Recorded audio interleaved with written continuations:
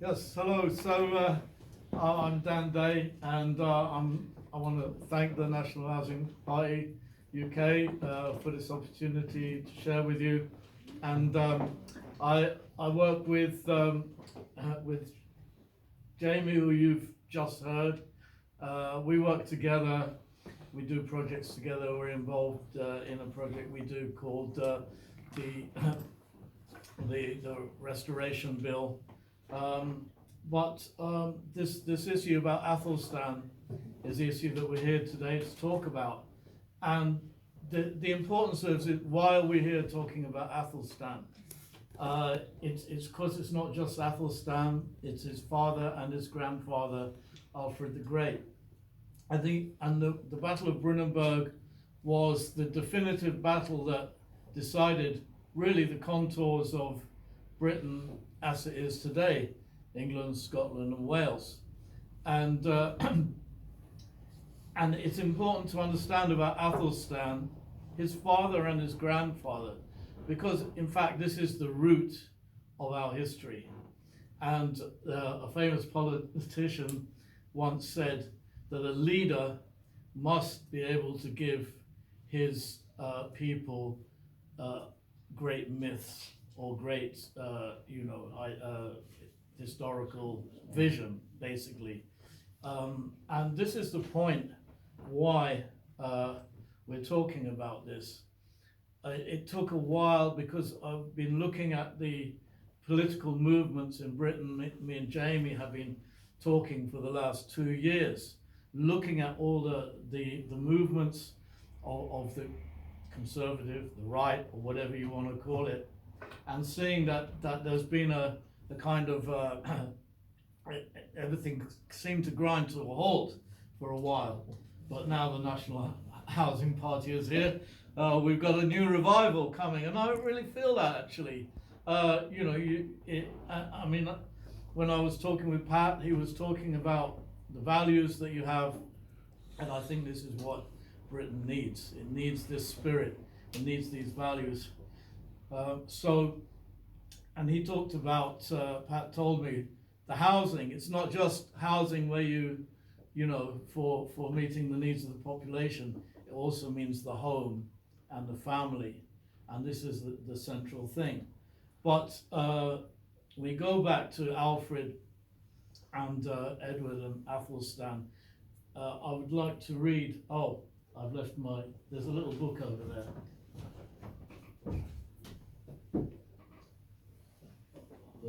The small book. Yes, that's the one. Right. This book is called The Making of England, or Athelstan, The Making of England by Tom Holland. Right, now there are 2 books that every Englishman should have. One is the Holy Bible, and this is your second Bible, right? This is the story of Athelstan and the Battle of Brunanburg, and Athelstan's rise to power, his rise to become Rex Totus Britannicus or Britannicus, and so what I'd like to read to you here is at the end of the book, and where Tom Holland, it's better for me to read his words. It says, the story of how over the course of 3 generations, the royal dynasty of Wessex went from near oblivion to fashioning a kingdom that still endures today, is the most remarkable and momentous in British history.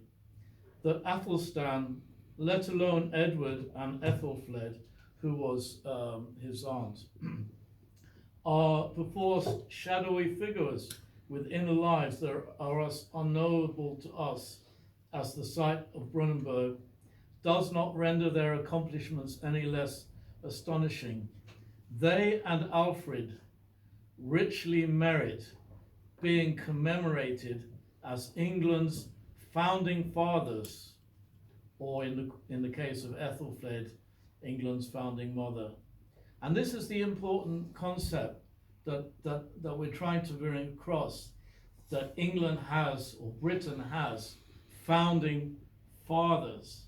Now, when we look at the movement of the right, we're looking at a movement that is facing a massive enemy. The enemy we're dealing with is huge. But I look at America quite a lot, and so does Jamie. We talk about America, what's going on in America. And of course, at the moment, America has a fake president. It has basically a communist government. However, there is a massive movement in America. There is a massive pushback in America, conservative movement, the MAGA movement, whatever you want to call it. And it's not just based on one man, Donald Trump. Donald Trump has been the figurehead, but in fact he just stimulated what was already there. If Donald Trump disappeared tomorrow, the MAGA movement is not going anywhere. And okay, they've just had midterm elections. They didn't get the great victory they expected, but they've still taken the House. And this is a turning point. And the people who are moving this movement are ordinary people like everyone here today, working on the local level. And Americans have this concept of working on the local level because their constitution goes down to the local level.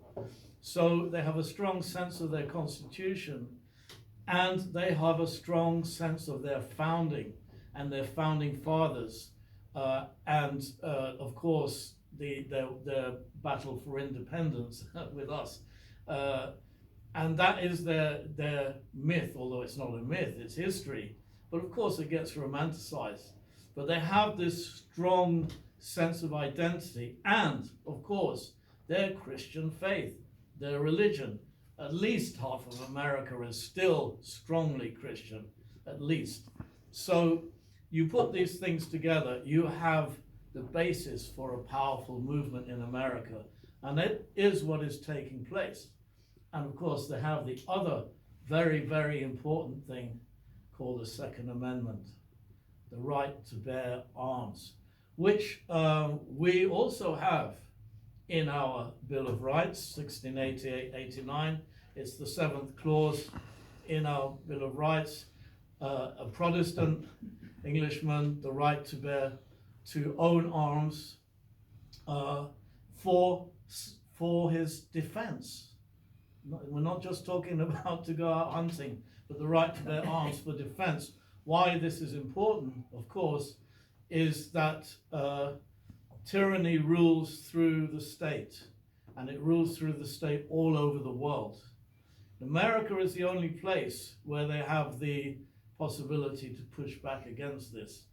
And America would have already fallen by now under even this administration, had it not been for the fact that the people have arms and the right to bear arms. But this is a very important thing.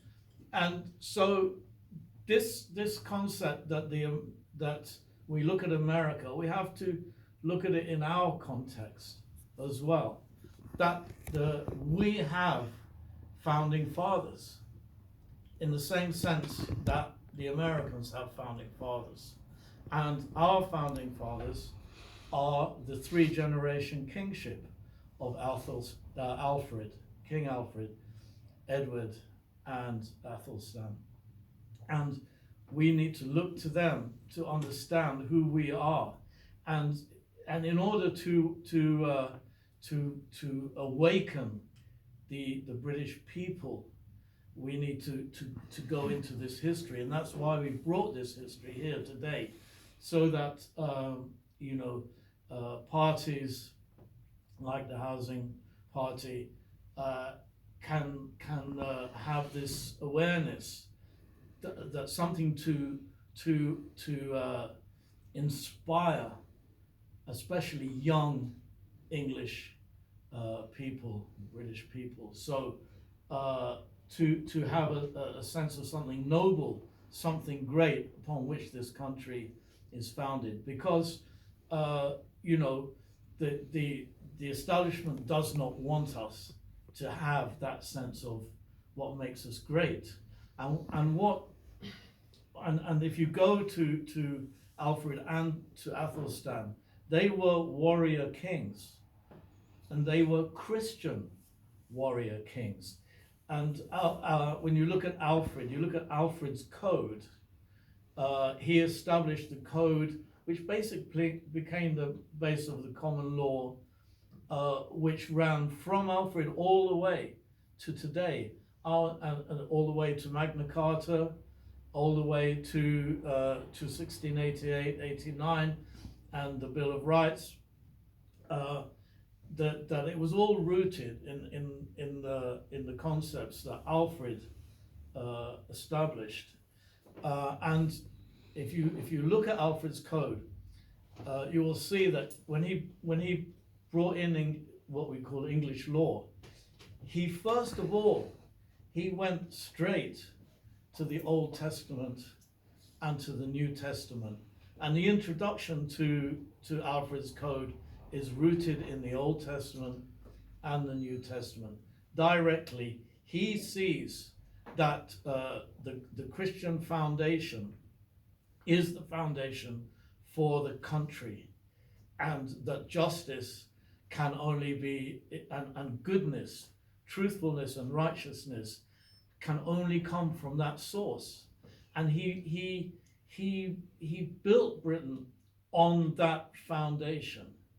So this is what when we look at the fact that we are, I mean, Jamie mentioned that you know, the globalists are trying to destroy Brexit and to destroy our culture, to destroy the foundation of our culture. We talk about population replacement policies, and so populations in Europe, not just English people in France, in Germany, all over Europe, they're being replaced by this globalist vision of a you know, monoculture throughout the world. But it's much more than that. When we look at it, it's more than just, you know, a multiculturalism for the sake of multiculturalism.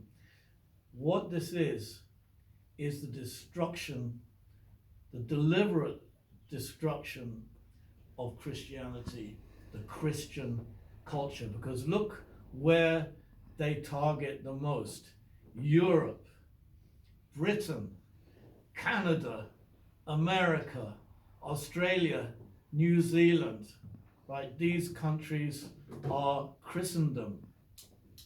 And the old British Empire was Christendom. And then, of course, the Americans took it on from there. But it's Christendom that is under attack.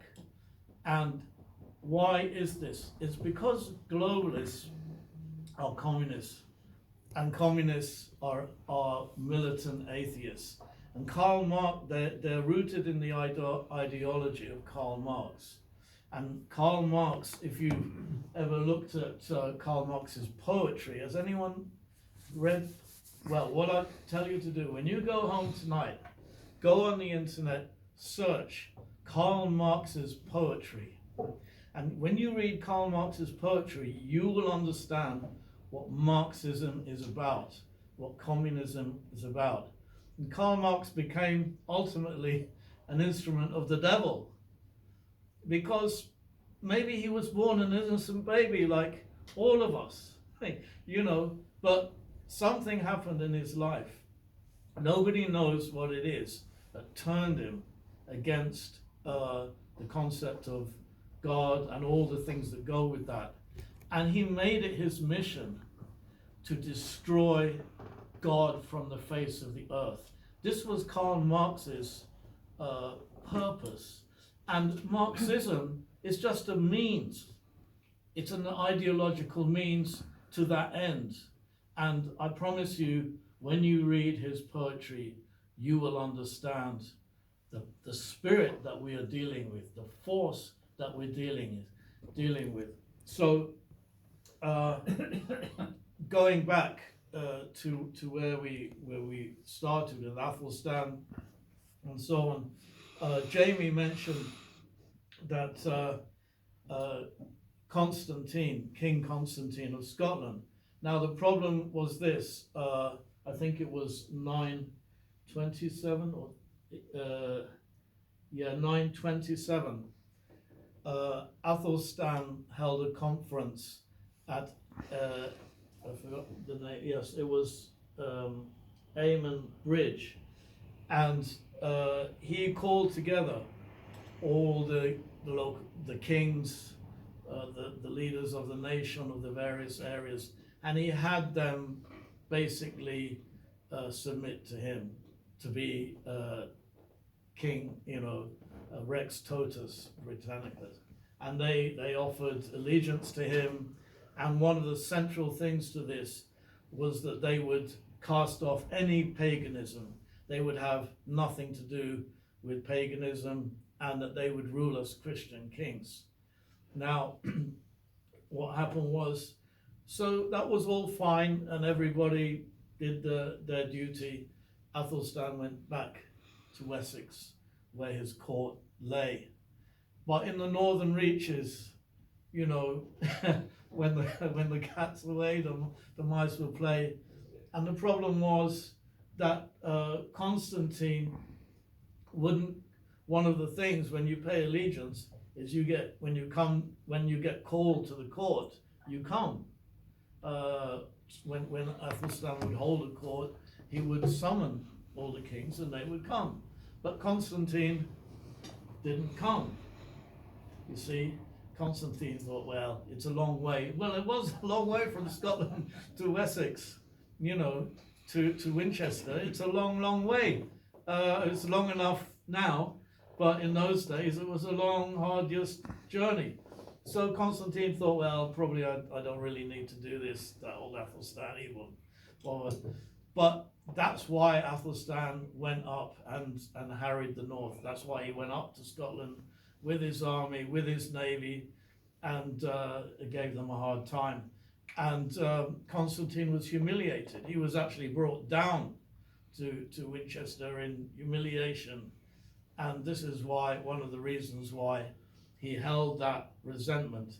And when he got the chance to get revenge, because Olaf Guthfridsson of the King of Belfast, he was after York, because York had been taken from his father or grandfather, I don't remember which, and it had been the center of the Danes.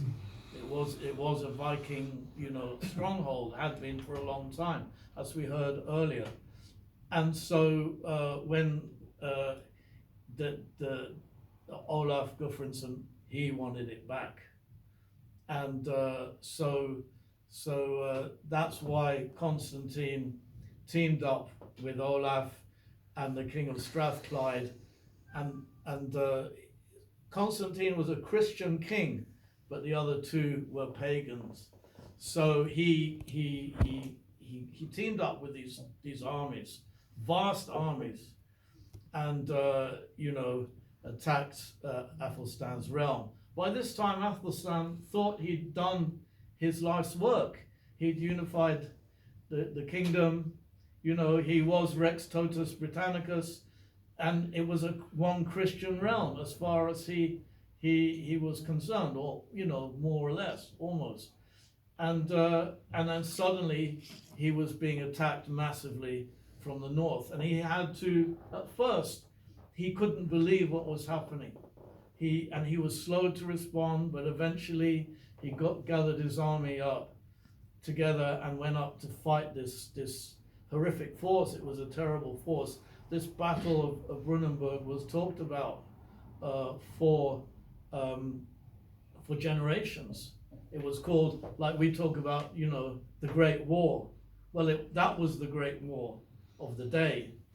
And the thing was this, that at the end of the day, Athelstan was victorious, and but he let Constantine go.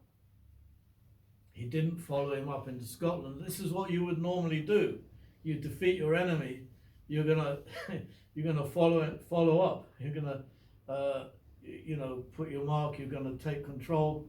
But he didn't, because everyone was exhausted from the battle. So much death and destruction had taken place. So many had fallen. Elders of the land had fallen. And so, yes, Olaf got away on his boats, on the Dingismere.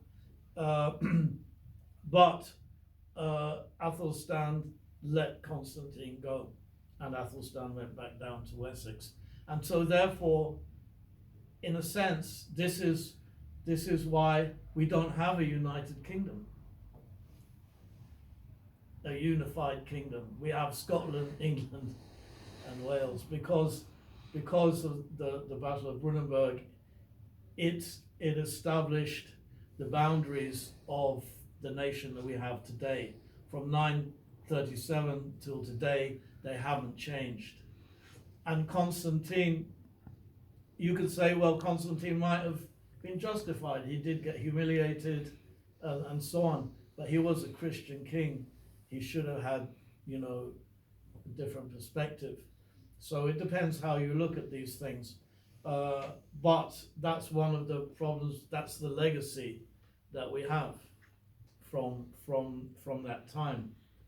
But what's important for us to understand also is Athelstan's father, Alfred the great Christian king, who's established his law and his law code, and the heritage. This is the heritage of the English people. It's Christianity, and if you're an Englishman, you are a Christian, whether you like it or not.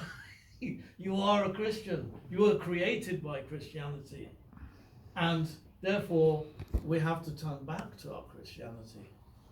This is the really central thing. And what is that Christianity? It's there. Alfred laid it down. It's the Old Testament and the New Testament, and those laws and those rules. So how do we behave now in this country? How do our young people behave, and our old people for that matter? What are the rules for life? And the rules for life are centered on the family. God established the family. That was the first thing. If you read the book of Genesis, what did God tell Adam and Eve to do? The first things were the commandments to be fruitful, multiply, and have dominion. Was to create family. And if you were to ask, well, if God had a religion, what would God's religion be?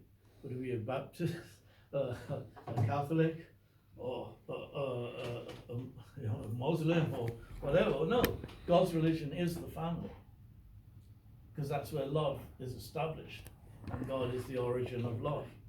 So therefore, there are rules on how the family is established, and the rules are clear. They're laid out in the Old Testament and the New Testament, and that's the reason why what's happened is this has been taken away from us, because Karl Marx, the communists, the globalists, and so on seek to destroy this, because they know this will destroy the nation, and that's why the first place you go into is the education system. So first they went into the universities, then they went into the secondary schools, and now they're in the primary schools, teaching the children, that they can change their gender. Yeah. Right? Yeah. This is the ultimate destruction of God's creation, because it says in the first book of the Bible, in Genesis, God created man, male and female. Right? This is the first principle of the whole creation. Right? So you see, you're at the end when God's creation is being destroyed. On that level, this is the end. But the end is also the beginning, if you think about it, and this is why we're here today. There is a movement now And the way I look at it is this: imagine you're out swimming in the sea, and you go into a little bay, like you can't get back to the beach, and the tide is rising, and you're there, and the water's coming up, right? And you're just up to here, and you think, I'm going to drown, right? But just at that moment, that's when the tide starts turning, right? But you can't see that the tide is turning at this point. So now you see, well, you looked at the MAGA movement, you see what's going on in Europe, you saw what's going on in France, the French elections, you're seeing what's going on in Italy, of course you've got Hungary, so, and we have Brexit. So there is a massive movement, and there is someone that I look at in America. His name is Dr. Steve Turley. He's actually a Orthodox Christian, and he has a daily thing on YouTube. But he's a very interesting character. He's an academic, and he studied in Britain, and his study was post-secular studies. Basically what he's saying is there is now a movement away from the secular realm, the secular culture, right? We've had the secular culture basically since the Enlightenment. You know, you could say, well, you know, let's say from the 1800s, you know, where we had the scientific revolution, and everybody thought that science was the only way. And of course, science became the enemy of religion. And certainly Karl Marx made sure that science was the enemy of religion. This is central to Marxism, to attack the concept of faith through saying that it's not scientific. And so this was the thing. We are now at a turning point away in the opposite direction of that. Dr. Steve Turley talks about how people all around the world are going away from the secularism, and they're going back to their traditional cultures. And most people's traditional cultures are religious in one form or another. And this is what's happening all over the world. The foundations of the globalist kingdom, the secular kingdom, is actually crumbling at its very roots. And that's taking place right now. And we are actually at the point, we are the activists that are going to take advantage of that are going to push this forward, because this is the movement of God in history. There is that, without a shadow of a doubt. That's what's taking place. That's why I was really inspired when, you know, I talked with Pat, and you know, seeing what you're doing. It's a great thing. It's not just politics. Politics is the day-to-day realities. You may have policies.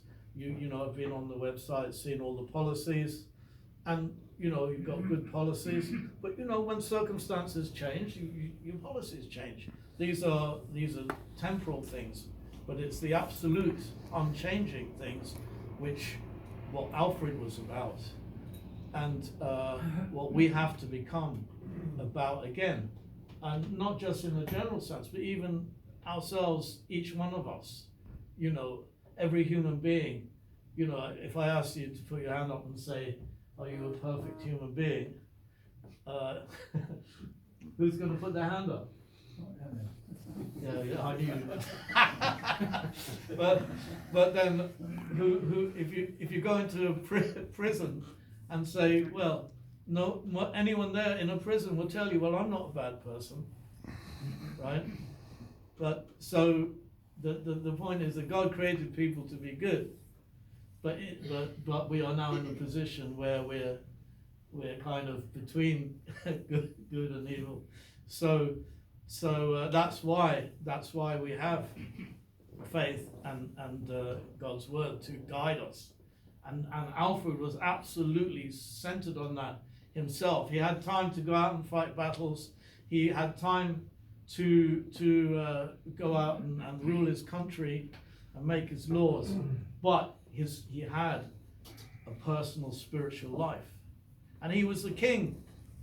He was the king. But most of us can't hardly ever, open the Bible or say a prayer or go to church or anything. Most human beings, we can't do that.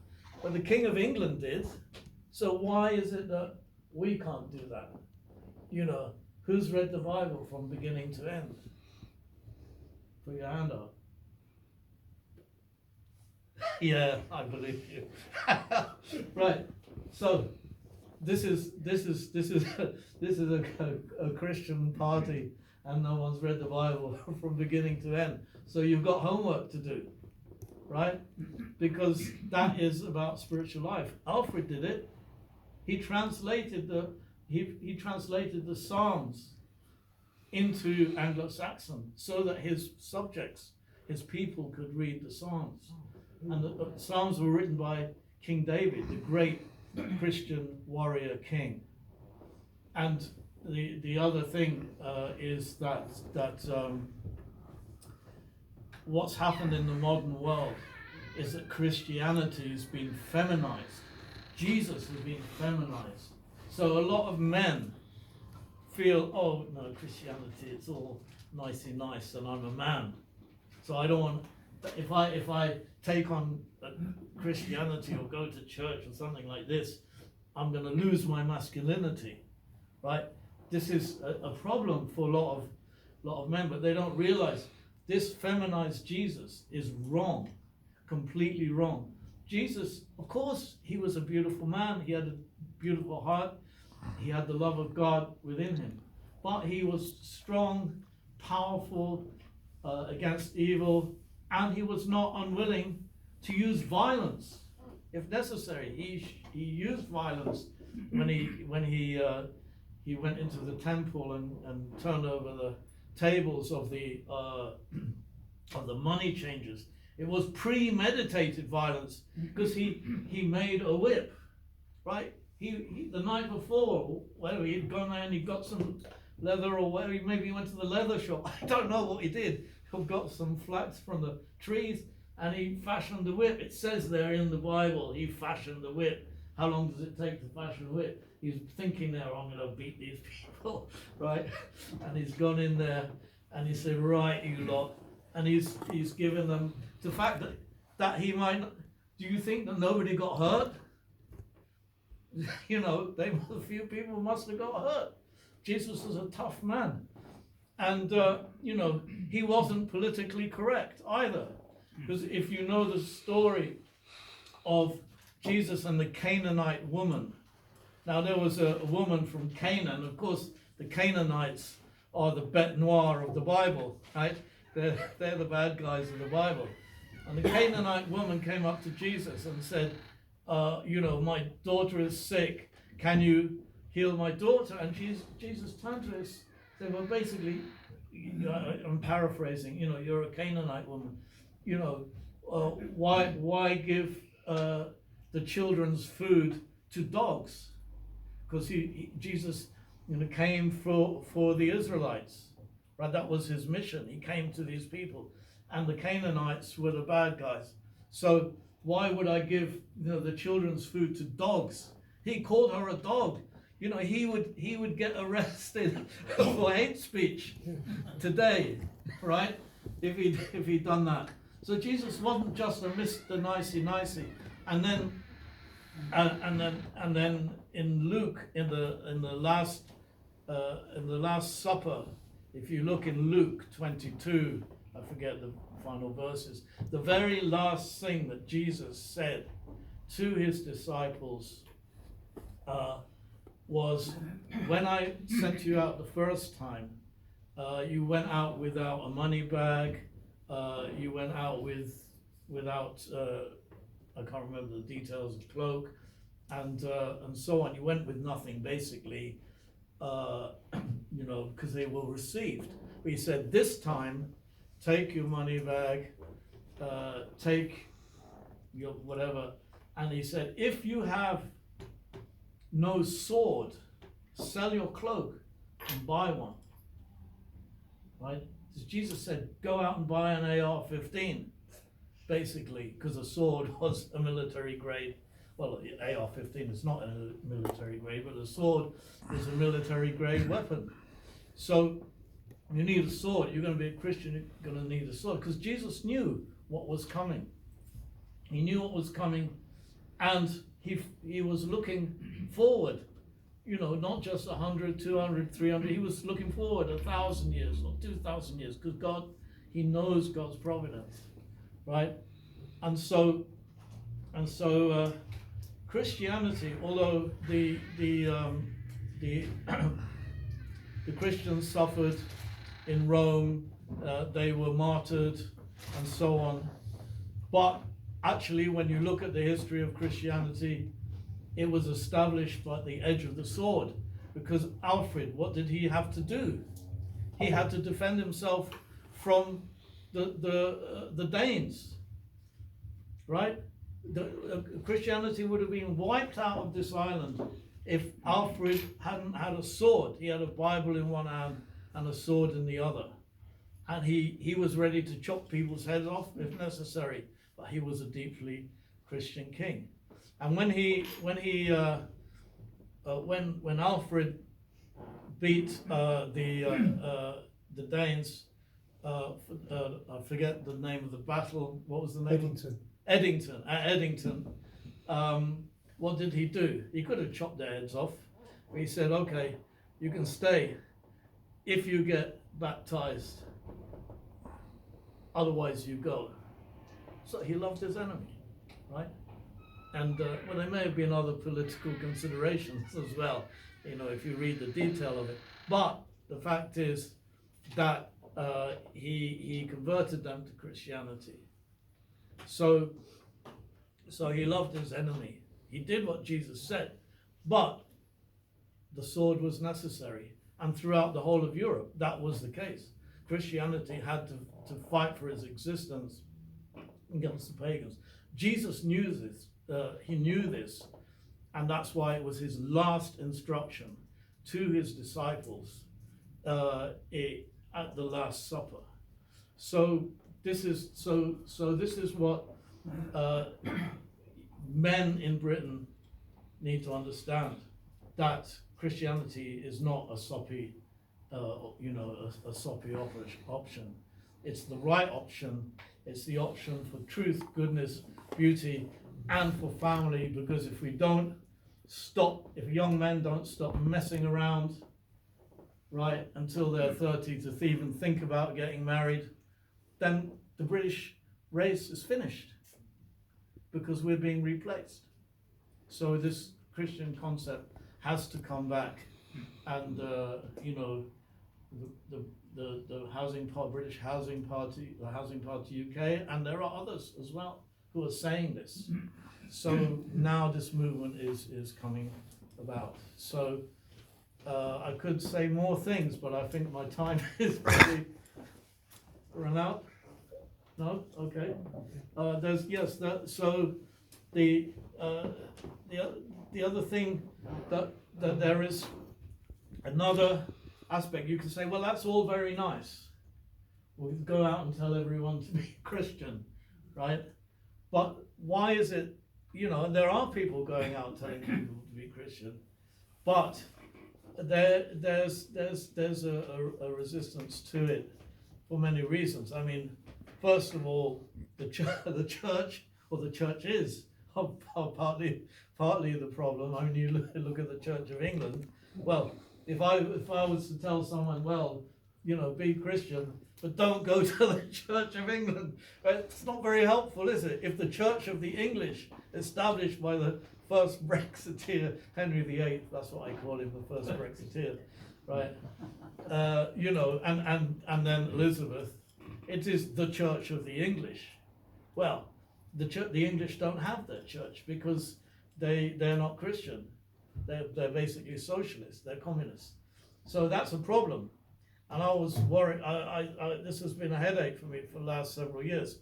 But then, very interesting thing, I'm sure most people have heard of Calvin Robinson, right? GB News, everyone knows Calvin Robinson. Well, the Church of England refused